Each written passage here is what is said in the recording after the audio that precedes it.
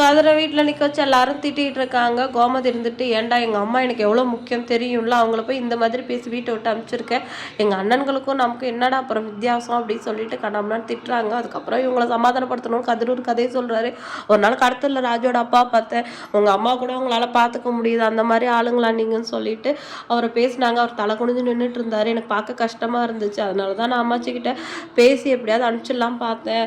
ஆனால் வேறு வழி இல்லாமல் தான் அந்த மாதிரி பண்ணேன் அப்படின்னு சொல்லிட்டு கதிர் சொல்லவும், அப்படியே தான் நீ கேள்விப்படும் தான் எங்ககிட்ட வந்து சொல்லியிருக்கணும், அதை விட்டுட்டு நீயா எப்படி அந்த மாதிரி முடிவு பண்ணலாம் அப்படின்னு சொல்லிட்டு பாண்டியன் வந்து கேட்குறாரு. சொன்னால் புரிஞ்சுக்கோங்கம்மா, எனக்கு உண்மையிலே வேறு வழி இல்லாமல் தான் அந்த மாதிரி பண்ணேன் அப்படின்னு சொல்லிட்டு சொல்கிறாங்க. இருந்தாலும் வந்து அதை ஏற்றுக்க யாருக்கும் மனசு இல்லை. கதிரை வந்து கோமா திட்டிட்டு தான் போகிறாங்க.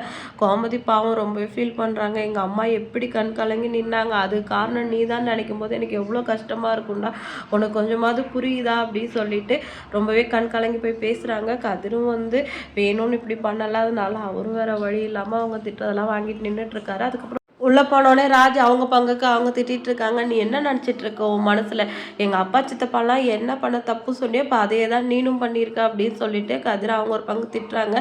அது மட்டும் இல்லாமல் இப்போ நீ சொன்ன காரணத்தை உங்கள் அப்பா அம்மா வேணால் நம்பலாம், நான் நம்ப மாட்டேன். அன்றைக்கி பழனி சித்தப்பா வராரு, அவர்கிட்ட ஒரு கதை சொல்கிறேன், இப்போ இவங்க கேட்டாங்க நீ இவங்க கிட்ட ஒரு கதை சொல்கிறேன், எதை தான் நான் நம்புறது அப்படின்னு சொல்லிட்டு நீ இப்போ நாளாக என்னென்னமோ பண்ணிக்கிட்டு இருக்க, யார் யார்கிட்டயோ பேசுகிற, எங்கேயோ போகிற வர, ஆனால் எதையோ என்கிட்ட மறைக்கிற, என்கிட்ட உண்மையை சொல்ல முடியுமா முடியாதா அப்படி சொல்லிட்டு ராஜ் கேட்குறாங்க. ஆனால் கதிர் அதுக்கு வாயை திறக்கல. சொல்ல மாட்டேன்ல, எப்படியாவது போய் இனிமேல் வந்து இதை பற்றி நான் அவங்ககிட்ட கேட்க மாட்டேன் அப்படின்னு சொல்லிட்டு ராஜ் வந்து கோமா போயிடுறாங்க. திருப்பி நைட்டு வந்து ரூம்க்கு வராரு. ராஜ் படிச்சுட்டு இருக்காங்க.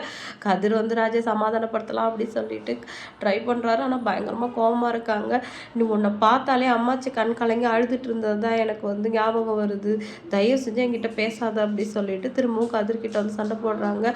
ராஜினி என்ன வேணால் பேசு, வீட்டில் 1008 பிரச்சனை நடக்கும், ஆனால் அதையெல்லாம் வந்து உன்னோட படிப்பில் வந்து காட்டாத, சீக்கிரமாக எல்லாம் சரியாயிடுங்கிற மாதிரி சொல்கிறாரு.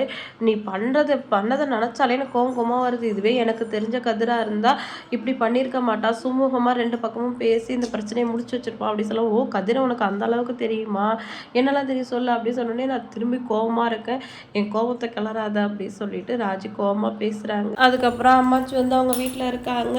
சக்தியில் இருந்துட்டு பார்த்தியா, நீ வந்து அந்த வீட்டுக்கு போனதால தானே இவ்வளோ அவமானம் அப்படின்னு சொல்லிட்டு ஆரம்பிக்கிறாரு.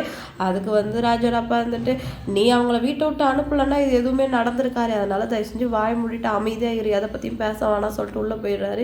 என்ன நீ அண்ணன் இப்படி பேசுகிறாங்க அப்படி சொல்லிட்டு பேசவும், ஆமாம் தம்பி, நீங்கள் வீட்டை விட்டு அனுப்பிச்சதால தானே இவ்வளோ பிரச்சனையும், அதனால் அவர் வந்து அம்மாவோட மனசை கஷ்டப்பட வேணான்னு தான் அப்படி பேசிட்டு போகிறாரு, அதனால நீங்கள் இதை பற்றி எதுவும் பேசாதீங்க சொல்லிட்டு அவங்களும் ஒரு நோஸ் கட் பண்ணிடுறாங்க. இன்றைக்கி எபிசோட் வந்து இதோட முடிஞ்சிருச்சு. அடுத்தடுத்து நல்லா நடக்குது அப்படி சொல்லிட்டு வெயிட் பண்ணி பார்க்கலாம். வீடியோ பிடிச்சா லைக் பண்ணிக்கோங்க. அடுத்த ஒரு இன்ட்ரெஸ்டிங்கான எபிசோடு நான் அவங்களை வெயிட் பண்ணுறேன். பாய்.